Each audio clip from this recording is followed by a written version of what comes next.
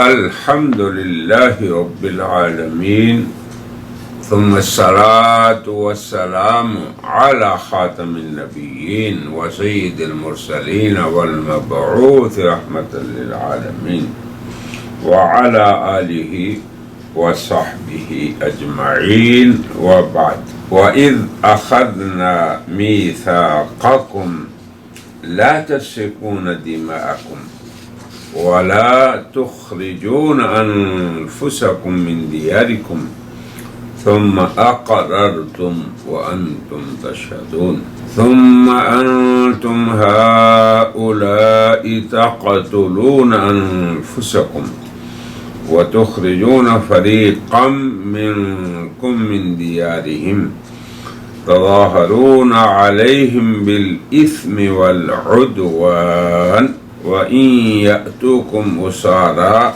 تُفَادُوهُمْ وَهُوَ مُحَرَّمٌ عَلَيْكُمْ إِخْرَاجُهُمْ أَفَتُؤْمِنُونَ بِبَعْضِ الْكِتَابِ وَتَكْفُرُونَ بِبَعْضٍ فَمَا جَزَاءُ مَن يَفْعَلُ ذَلِكَ مِنكُمْ إِلَّا خِزْيٌ فِي الْحَيَاةِ الدُّنْيَا وَيَوْمَ الْقِيَامَةِ يُرَدُّونَ إِلَىٰ أَشَدِّ الْعَذَابِ وَمَا اللَّهُ بِغَافِلٍ عَمَّا تَعْمَلُونَ أُولَٰئِكَ الَّذِينَ اشْتَرَوُا الْحَيَاةَ الدُّنْيَا بِالْآخِرَةِ فَلَا يُخَفَّفُ عَنْهُمُ الْعَذَابُ وَلَا هُمْ يُنصَرُونَ. صدق اللہ العظیم. یہ سورہ بقرہ کی آیت نمبر 84، 85 اور 86 میں نے آپ کے سامنے تلاوت کی ہے. میری درخواست ہے اپنے بھائیوں سے کہ وہ سورہ بقرہ کی یہ آیتیں کھول لیں اور اس کی درست ادائیگی اس کے سیکھنے کی کوشش کریں. یقیناً قرآن کریم کلام اللہ ہے اور اس کی تلاوت نبی کریم صلی اللہ علیہ وسلم نے صحابہ کو سکھائی. یتلو علیہم آیاتی، اور پھر ان کو سمجھایا اور اسی سے ان کا تزکیہ بھی کیا. اصل بات یہ ہے کہ چونکہ اس قرآن کریم کا مقصد ہی ہدن و موعظہ، ہدایت اور نصیحت ہے، قصے کہانیاں نہیں. اسی لیے آپ دیکھیں گے کہ اللہ کسی ایک قصے کو غیر مرتب بیان کرتا ہے، ترتیب سے نہیں. اس میں بھی حکمت یہ ہے کہ عبرت کا نشان جو ہے اسے اللہ ظاہر کرتا ہے. تو ان آیات میں بھی اللہ نے کیا بیان کیا ہے اس کو ہم بیان کریں گے، اور ان سے ہمارے لیے کیا عبرت ہے اسے آپ کے سامنے واضح کریں گے.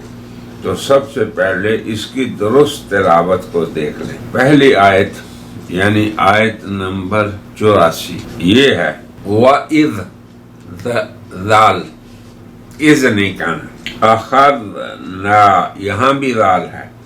میثاقکم، میثاقکم نہیں کہنا، یہ سین نہیں ثا ہے.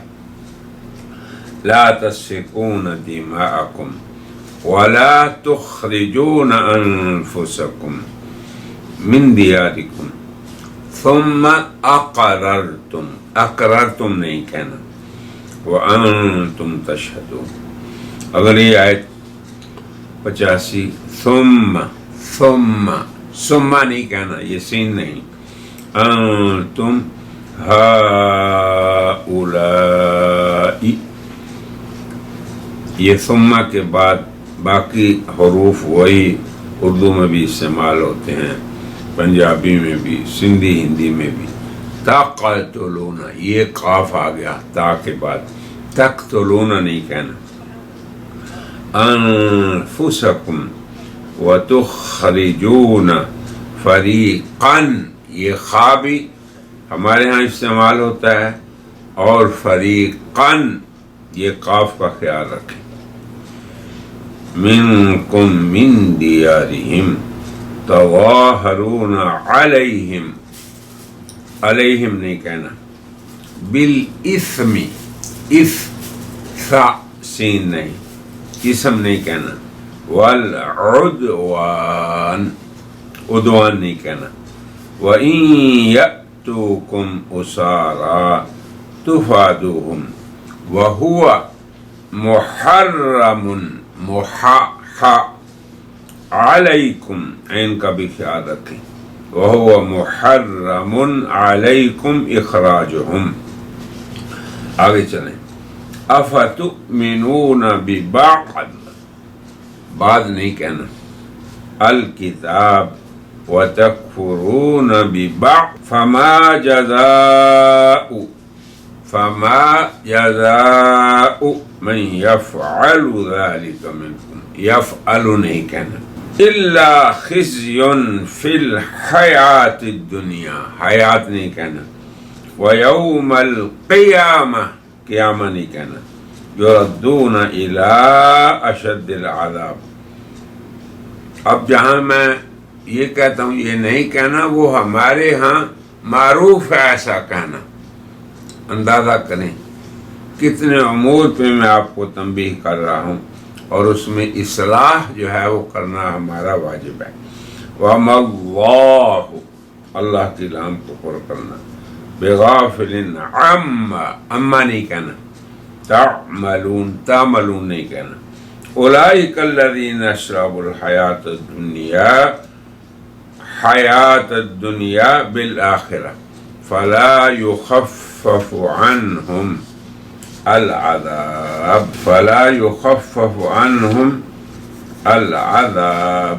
ولا هم ينصرون.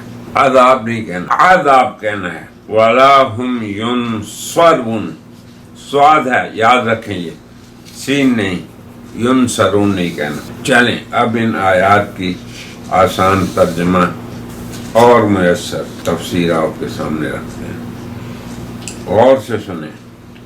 اس سے قبل آیات میں اللہ تعالیٰ نے یہود کے اس فاسد گمان کا رد فرمایا کہ ہم لوگوں کو تو ہرگز آگ نہیں چھوئے گی سوائے گنتی کے چند دن. یہ دو میں فاسد تھا. کیوں؟ کہ ہم انبیاء کی اولاد ہیں، نحن ابناء اللہ واحباہ، ہم اس کے محبوب ہیں. اس کا رد اللہ فرما رہے ہیں اس سے پہلی آیت میں بھی اور ان آیات میں بھی. وہ یہ کہ تمہارے کردار پہ اللہ کے فیصلے ہوں گے. الذین آمنوا وعملوا الصالحات، یہ شرط ہے کامیابی کی، سعادت دارین کی یہ شرط ہے. اس باب میں تمہاری حیثیت کیا ہے، اس کو اللہ نے ان آیات میں بیان کیا کہ تمہارا حال تو یہ ہے، تمہارے اعمال اور تمہارا کردار تو یہ ہے کہ تم ہمیشہ دائمی جہنم میں رہو. تمہاری نسبتیں کچھ کام نہ آئیں گی، تمہارے رشتے اور انبیاء علیہم السلام کے خاندانوں سے ہونا تمہارے لیے کچھ کام نہ آئے گا. اس اللہ کے ہاں معیار سعادت، معیار کامیابی اور فوز و فلاح ایمان اور عمل صالح سے ملتی ہے. اور یہ ضابطہ اللہ نے قرآن کے شروع سے آخر تک یہی رکھا. شروع میں فرمایا الذین یؤمنون بالغیب وَيُقِيمُونَ الصَّلَاةَ، نماز، اقامت الصلاۃ، ادائے زکوٰۃ، اور آخر میں بھی یہی کہا وَالْعَصْرِ إِنَّ الْإِنسَانَ لَفِي خُسْرٍ، کہ وہ انسان جو ایمان اور عمل صالحہ اور تواصی بالحق اور تواصی بالصبر، دوسروں کو حق سکھاتے ہیں اور صبر کی تعلیم دیتے ہیں. ایمان اور اعمال صالح، یہ اللہ کا ضابطہ تمام امتوں میں رہا. اب ان آیات میں اللہ یہود کی 12ویں شناعت کو بیان کر رہے ہیں. اب ہم تھوڑا سا اس کا سادہ سا ترجمہ آپ کو بتا کے پھر اس کی تفسیر کرتے ہیں. اللہ فرما رہے ہیں وَإِذْ یہاں سے آغاز ہوا، اور اس وقت کو یاد کرو جب ہم نے تم سے پختہ وعدہ لیا، کس چیز؟ لَا تَسْفِكُونَ دِمَاءَكُمْ، کہ تم اپنے خون نہیں بہاؤ گے، وَلَا تُخْرِجُونَ أَنفُسَكُمْ، اور تم اپنے آپ کو یعنی اپنوں کو اپنے وطن سے نہیں نکالو گے، جلا وطن نہیں کرو گے اپنے ہی لوگوں کو اور اپنے ہی آپ کو۔ یہ الفاظ ہیں قرآن کے۔ ثم اقررتم، تم نے اقرار کر لیا کہ ہم نہ اپنوں کا خون بہائیں گے نہ اپنوں کو ان کے گھروں سے نکالیں گے، بلکہ اپنے ہی گھروں کو اللہ نے فرمایا۔ اور وانتم تشہدون، اس عہد و پیمان پہ تم گواہ بھی ہو، مانتے بھی ہو کہ ہاں ہم نے اللہ سے یہ وعدہ کیا کہ اللہ توریت کے اندر جو احکام تو نے ہم پہ فرض کیے ہیں، واجب کیے ہیں، ان میں سے ایک یہ بھی ہے کہ ہم اپنوں کو نہ قتل کریں نہ اپنوں کو اپنے گھروں سے نکالیں۔ پھر اللہ فرما رہے ہیں اگلی آیت میں ثم انتم ہؤلاء تقتلون انفسکم، پھر تم نے اے لوگو اپنوں کو نہیں بلکہ فرمایا اپنے آپ کو قتل کیا، اور تم میں سے ایک فریق کو تم ان کے گھروں سے نکالتے، تظاہرون علیہم، پھر ان پہ چڑھائی کر دیتے، بالاثم والعدوان، گناہ اور ظلم سے۔ تمہارا حق نہیں تھا کہ تم اپنے ہی بھائیوں کو قتل کرو، ان کو گھروں سے نکالو اور ان پہ چڑھائی کرو، یہ تمہاری زیادتی، گناہ اور اللہ کی حدود کو ظلماً توڑنا تھا۔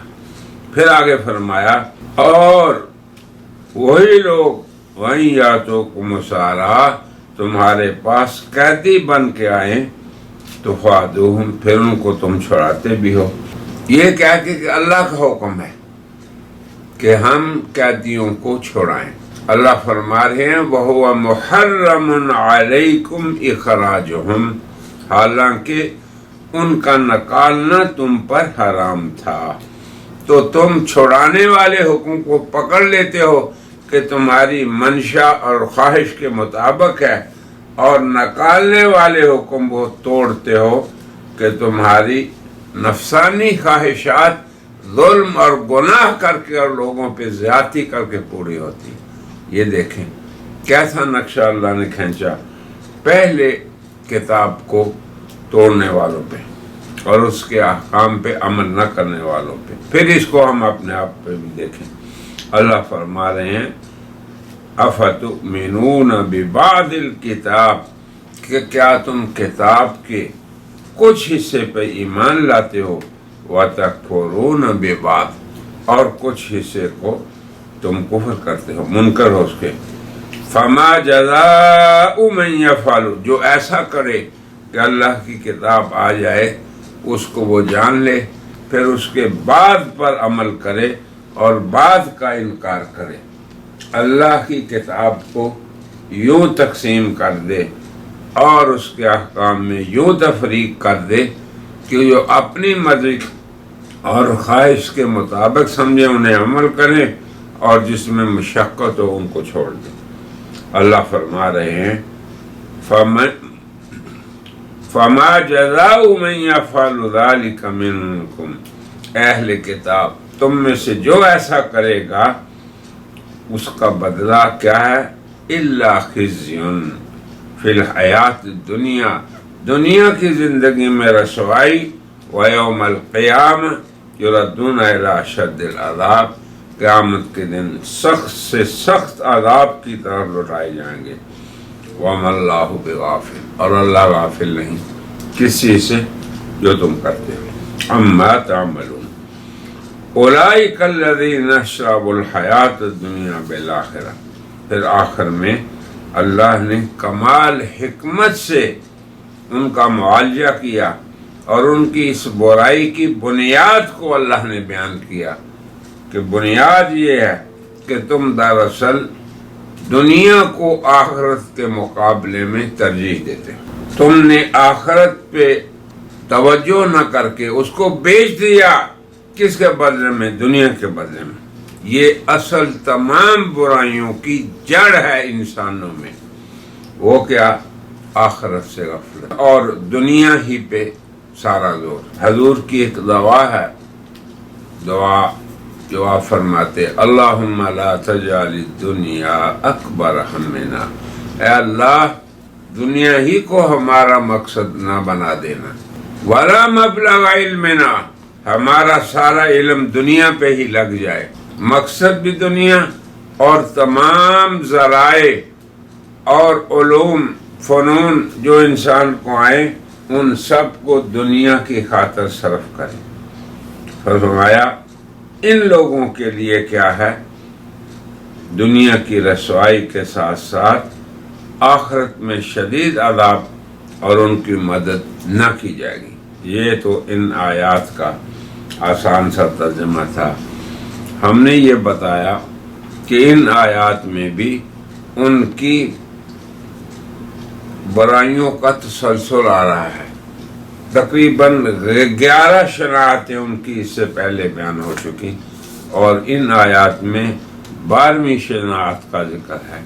وَإِذَا أَخَذْنَا مِيثَاقَكُمْ سے لے کے وَهُمْ لَا يُنصَرُونَ۔ تو فرمانا چاہتے ہیں اللہ یہ کہ تمہارے اعمال و کردار اور سیرت اس بات کی مقتضی ہے کہ تمہیں ہمیشہ کا عذاب ملے۔ کیوں؟ کہ تم نے پختہ عہد کرنے کے بعد پھر ان کو توڑا۔ عہد کیا کیا تھا کہ ہم نے تمہیں کہا تھا لا تسفکون دماءکم، تم باہمی اپنے خونوں کو نہ بہانا۔ اب آپ دیکھیں اللہ کی حکمت، کمال بلاغت کے ساتھ اللہ نے باہمی خونوں کی شناخت کو بیان کیا۔ وہ کیسے؟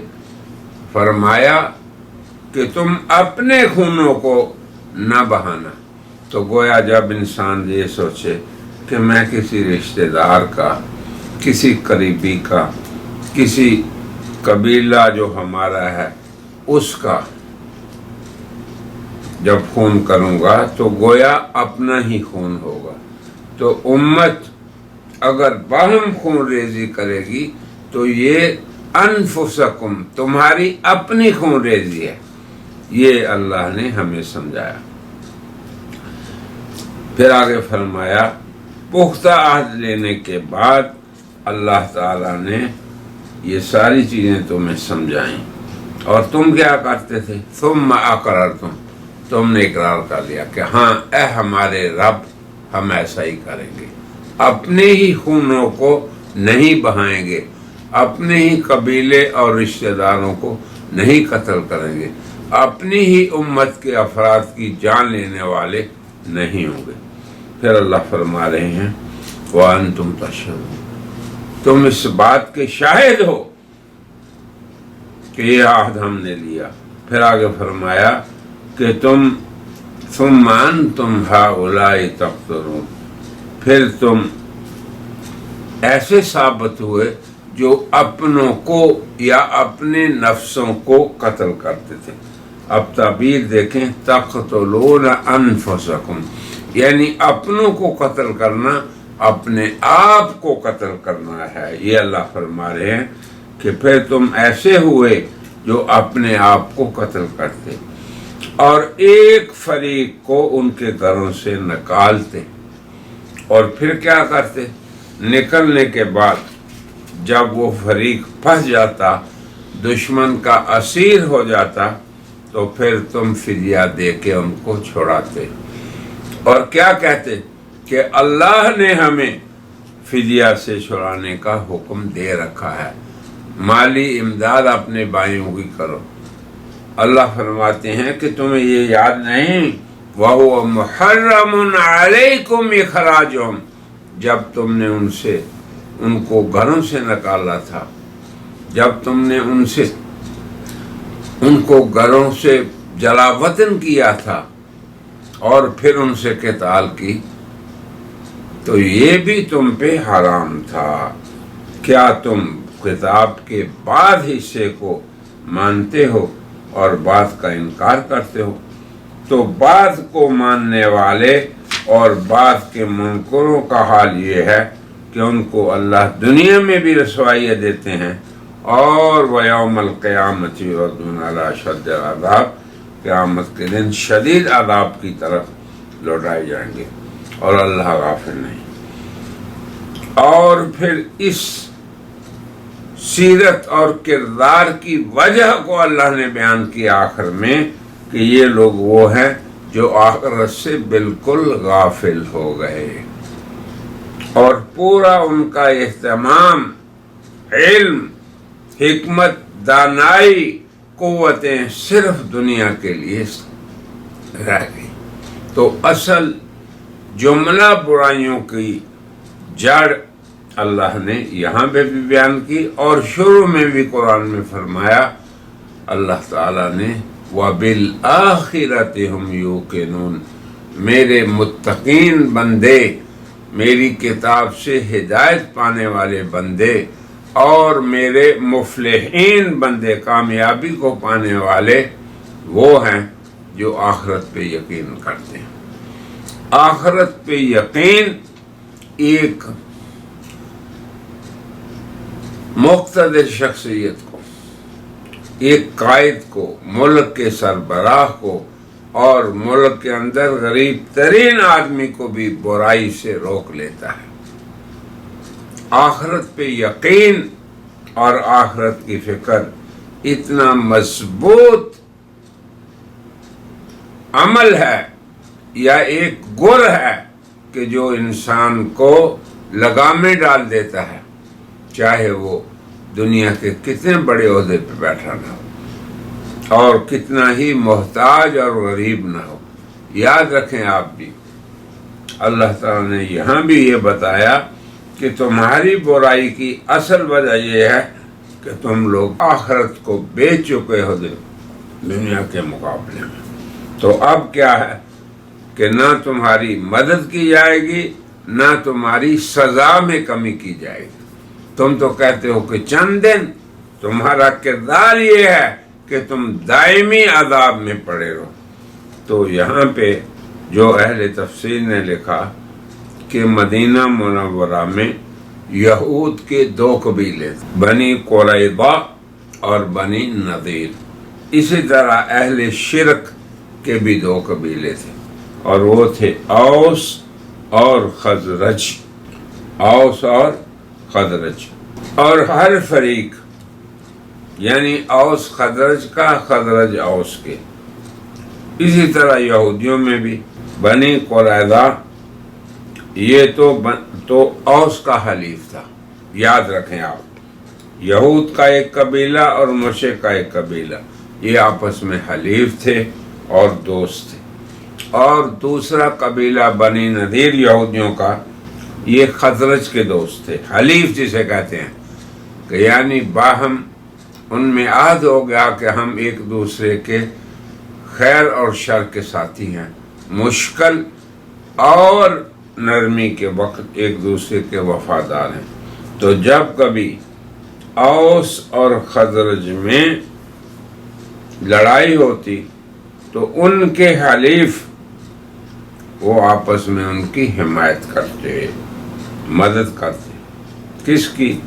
بنی قریظہ اوس کی اور بنی نذیر قبیلہ خزرج کی۔ اور ہر قبیلہ کیا کرتا ہے یہ بات سمجھنے والی ہے، اور ہر قبیلہ اپنے حلیف قبیلے کی نصرت کے لیے میدان میں نکل آتا اور پھر کیا کرتا کہ اپنے خلفاء کے ساتھ مل کر اپنے دشمن کو مارتا، بلکہ جلا وطن بھی کر دیتا۔ اور اگر کوئی یہودی جنگ میں اسیر ہو جاتا تو سب مل کر اس کا فدیہ ادا کرتے اور یہ کہتے کہ اللہ کا حکم ہے کہ ہم اپنے بھائیوں کو قید سے چھڑائیں، اور اگر کوئی یہ پوچھتا کہ یہ سمجھ نہیں آتی کہ تم جنگ و جدال اور قتل و قتال بھی کرتے ہو، ایک دوسرے کو گھروں سے جلا وطن بھی کرتے ہو، نکالتے ہو، تو پھر انہی قیدیوں کو جن کو گھروں سے نکالا تھا زر فدیہ دے کر کیوں چھڑاتے ہو؟ وہ جواب میں کہتے کہ توریت میں خدا تعالی نے ہم کو یہ حکم دیا کہ تم پر اپنے بھائیوں کو چھڑانا واجب ہے۔ کب؟ جس وقت تمہارے ہم مذہب بھائی کسی دوسرے کے قیدی ہو جائیں۔ اور رہی آپس میں ہماری جنگ، تو اس کے دنیاوی مقاصد ہوتے ہیں، مصالح ہوتی ہیں، اسباب ہوتے ہیں اس کے دنیاوی، مگر قید میں ہم نہیں رہنے دیں گے۔ کن کو؟ جن کو ہم نے جنگ کر کے قیدی بنوایا دشمن کا، اور ان کو اپنے گھروں سے نکالا۔ اب آپ دیکھ لیں تو دنیاوی مسلطیں انسانوں کو اللہ سے دور کر دیتی، آخرت سے بے توجہ بنا دیتی ہیں۔ اللہ تعالی ہمیں ہمیشگی کی سعادت اور ہمیشگی کی کامیابی حاصل کرنے کے لیے آخرت پہ پختہ یقین عطا فرمائے۔ ہم وہ نہ کریں کہ بعض کتاب کو مان لیں اور بعض کو نہ مانیں۔ جو حصہ ہماری دنیا میں حائل نہیں ہوتا اس پر ہم پابندی سے عمل کریں۔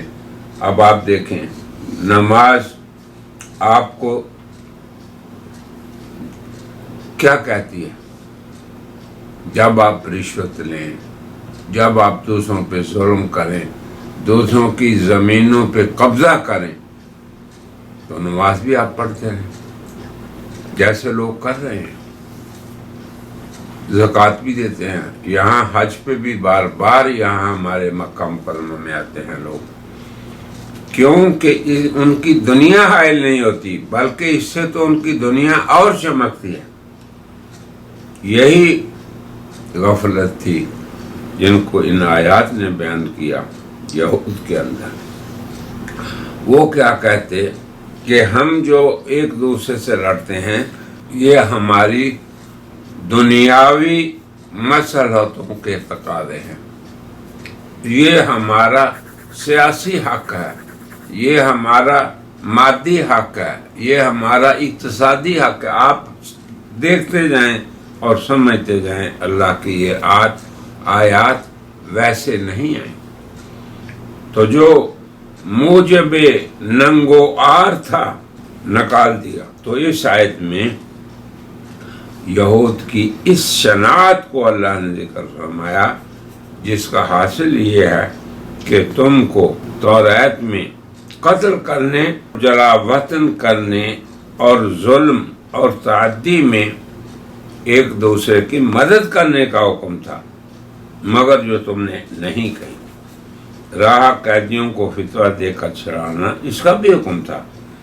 تو ان تمام احکام میں سے تم نے فقط فدیے والی بات پہ عمل کیا، اس لیے کہ وہ تمہاری نفسانی خواہش کے موافق اور مطابق تھا۔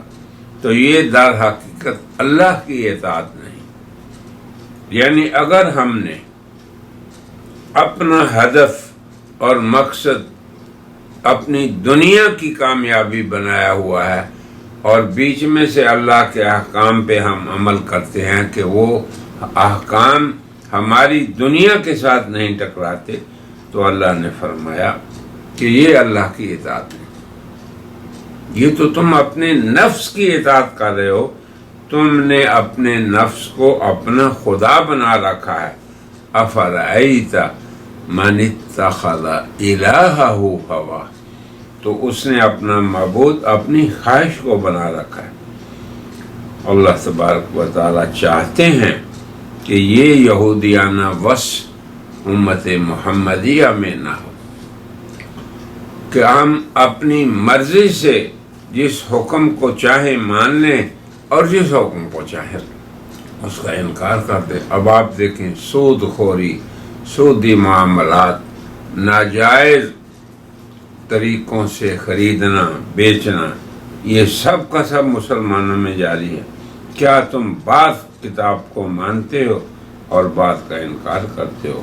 پھر اللہ فرماتے ہیں اس کردار کی جزا کیا ہے؟ جزا یہ ہے کہ جو شخص اللہ کا متبع نہیں بلکہ اپنی خواہش کے مطابق زندگی گزارتا ہے، اس کا بدلہ یہ ہے، اور اس شناعت کا بدلہ یہ ہے کیا؟ دنیاوی رسوائی، الا خزی فی الحیات الدنیا، دنیا کی رسوائی یہ ہے، ذلت و اہانت۔ اللہ اکبر۔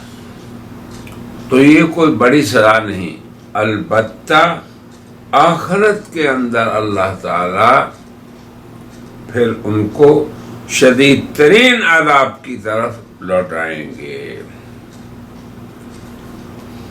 اور خوب سمجھ لو کہ جو کچھ تم کر رہے ہو وَمَا اللَّهُ بِغَافِلٍ، اللہ غافل نہیں۔ جنہوں نے اس دنیا فانی اور دنیا کمینی کو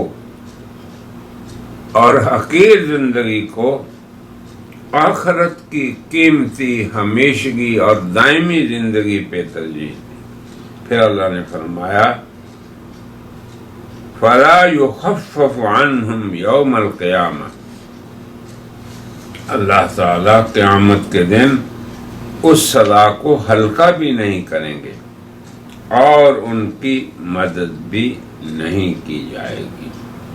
تو معلوم ہوا کہ جو شخص شریعت کے اس حکم کو مانے جو اس کی طبیعت اور مزاج کے موافق ہو، اور اس حکم کو نہ مانے جو اس کے مزاج کے خلاف ہو، تو ایسے لوگ اللہ کی نہیں اپنے نفس کے پجاری ہیں، اور اللہ کو چھوڑ کر اپنے نفس کا پجاری ہونے کی سزا اللہ نے ان آیات کے آخر میں جو بیان کی وہ آپ پہ واضح ہے، کیا کہ نہ ان کی سزا ہلکی ہوگی اور نہ ہی ان کی کوئی مدد کر سکے گا۔ تو یہاں تک اللہ نے 12ویں شناعت کو ذکر کرنے کے بعد مدلل طور پہ اس کے سبب کو بھی ذکر فرمایا، اور اللہ کا مطالبہ ہم سے بھی اے میرے براگان یہ ہے کہ ہم ایسی خصلت سے باز رہیں کہ ہم اپنی خواہش کے مطابق شریعت کی پیروی کریں۔ نہیں، ہمیں اللہ تعالیٰ کے ہر حکم کا متبع ہونا ہے۔ اللہ سے دعا ہے کہ اللہ اس یہودیانہ خصلت سے امت مسلمہ کو محفوظ رکھے اور ہمیں اپنا کامل مطیع اور فرما بردار بندہ بنائے۔ وآخر دعوانا ان الحمد للہ رب العالمین۔